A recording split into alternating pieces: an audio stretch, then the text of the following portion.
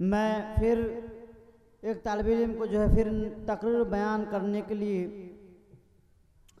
अब्दुल रहीम साहब को दावत इस्ते देने जा रहा हूँ। शराबनोशी की बुराई के ऊपर तकरीर है कि वह आए और हम सब को भी जो है बढ़िया अच्छे अंदाज में तकरीर बयान करे।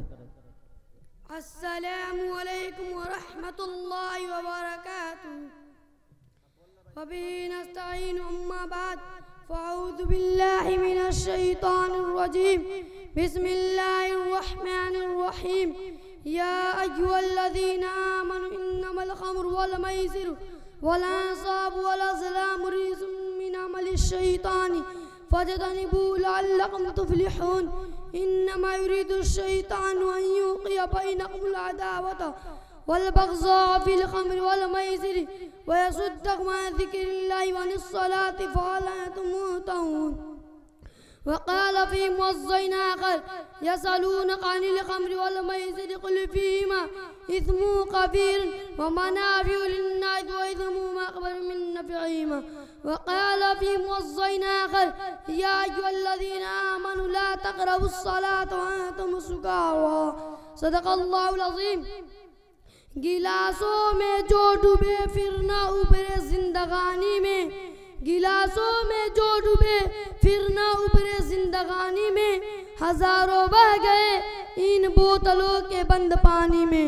न कर बर्बाद अपनी जिंदगी बोतल के दीवाने, न कर बर्बाद अपनी जिंदगी बोतल के दीवाने, वह काटेगा बुढ़ापे में जो बोता है जवानी में। ये दारू का प्याला मौत का कड़वा प्याला है, मिला है जहर शरबत में छुपी है आग पानी में।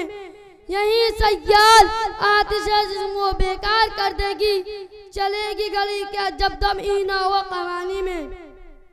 सामिईन दी वक़ार हुजूर अक़दस सल्लल्लाहु अलैहि वसल्लम से पहले ज़माने जाहिलियत में हर तरह की बुराइयों का रिवाज था। चोरी, डकैती, झूठ, फरेब, कत्लो गारत, फिस्को फुजूर, जुल्म ज़ालत, लड़कियों को जिंदा दफन करना, ज़िना, शराबखोरी और न जाने कैसी कैसी बुराइयां इस जमाना में आम थी। और अफसोस की बात यह थी कि उन बुराइयों को जो करता उस कारनामे को काबिल फख्र समझा जाता। उन तमाम बुराइयों में शराबनोशी की खास अहमियत थी, लेकिन जब मज़हब इस्लाम आया और मुहसिनीन इंसानियत फ़ख्र दो आलम सल्लल्लाहु अलैहि वसल्लम की बेअज़त हुई और कुरानी आयत का नुज़ूल हुआ तो अल्लाह जल्ल शानहू ने शराब को उम्मत पर हमेशा के लिए हराम फरमा दिया। सहाबाए किराम रिज़वानुल्लाहि अलैहिम अजमईन ने इस हुक्म को सुनते ही शराब से तौबा कर सड़कों पर बहा दिया।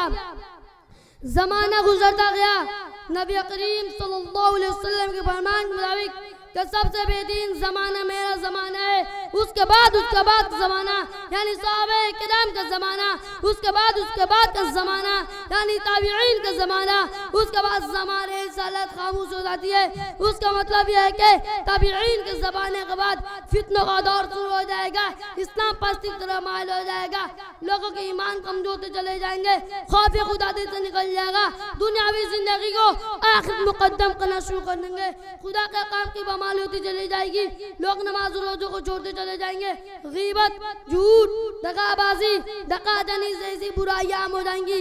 और ये बुराइयां सिर्फ गैर मुस्लिमों में नहीं बल्कि मुसलमानों में भी आम होने लगेंगी। मुसलमानों में जहाँ ये सब बुराइयां आम होंगी वहाँ शराबनोशी की बुराइयां आम हो जाएगी।